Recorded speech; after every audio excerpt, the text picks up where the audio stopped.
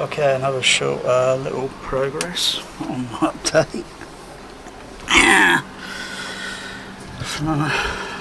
Move those down. I'll have to rearrange some of the wiring at the back because it's a little bit taut. It needs to be a little bit slacked.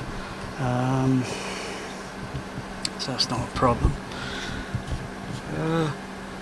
Got to lower this SDDS down. And then undo this one, and then move the cabling over to this side. This one will go up on the top. Why? I don't know. It's just the way it is.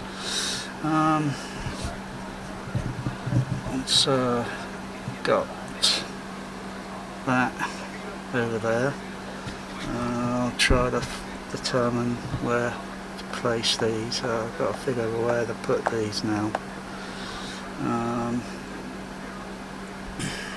They could either stay in the rack, placed lower down, or they'll be installed into the kitchen rack below the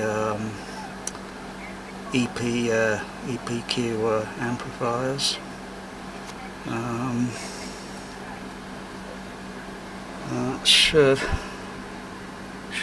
give me a bit of a room to fit the. I might have to place the tape deck somewhere. I don't know. We'll see how it goes.